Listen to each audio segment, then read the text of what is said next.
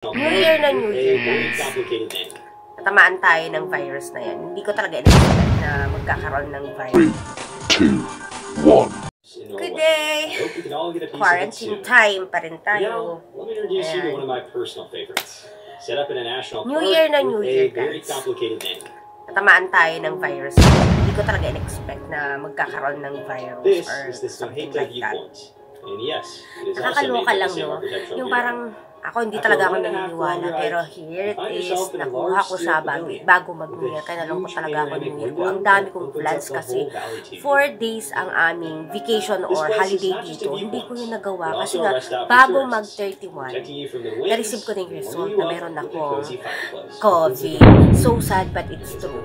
Kaya nanlumo ako. Ang dami kong plano for the New Year. Nawala lahat. Pero I made it possible na magsasaya pa rin ako kahit naka-isolate ako. Meron mga tao sa labas, nagbibigay sila ng pagkain. At thank you sa mga friends ko nagdadala ng mainit na sabaw dito sa labas ng door. Tapos kinukuha na lang namin dito. Actually, dalawa kami ng kuya ko. Kasi dalawa kami dito sa room. Partition to. Tingin sa amin yung partition. Na, syempre, magkasama kami sa bahay. So, possible na meron na siya, meron din ako. Kaya, nag-isolate na lang kami. At may 10 days kami na quarantine. Kaya, ayan, dito lang kami sa bahay. Hindi kami pwedeng magala dahil kung hindi, magfa-fine kami. Ayan.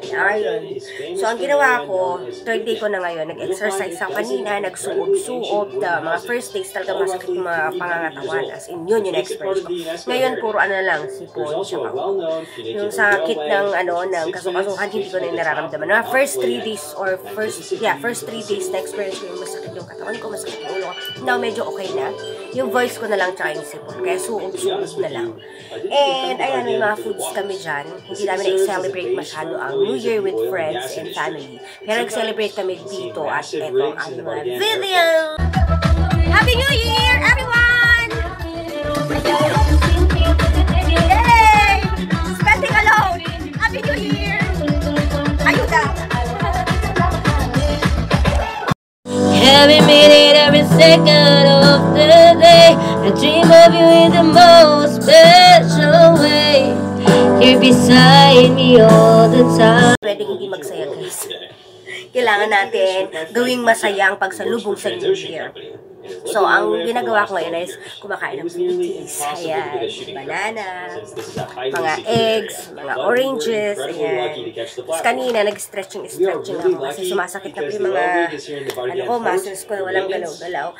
At isa pa, na-experience ko, na pinagpapawisan ako every time na gumagalaw kahit nakabukas yung AC. Kaya pinatay muna namin ng AC at binuksan yung aming bintana para mag-circulate yung fresh air inside. Ayan, hindi naman siya nakakatakot kasi vaccinated. Yan yung naging reason kung bakit ako sa before New Year at New Year. Supposed to be gumagala kami with friends and may pa-games kami. Pero now, wala na. So far, that's it. Update ko kayo the next day. So, ayan muna.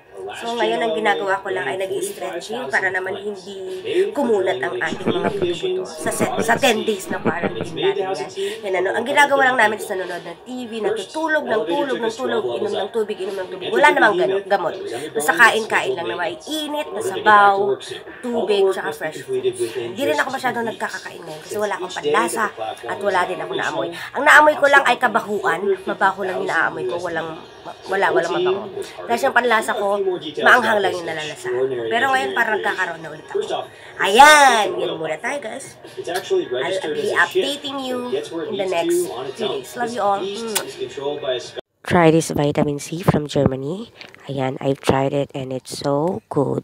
Sarap siya, lalo na pag mainit. Parang may Vicks. Yeah, very nice. Then, ito ang pinaka-best. Guava. Vitamin C. Rich sa vitamin C. And this enjoy. has been Nash and Galing. Mama Chup Chup. Bye.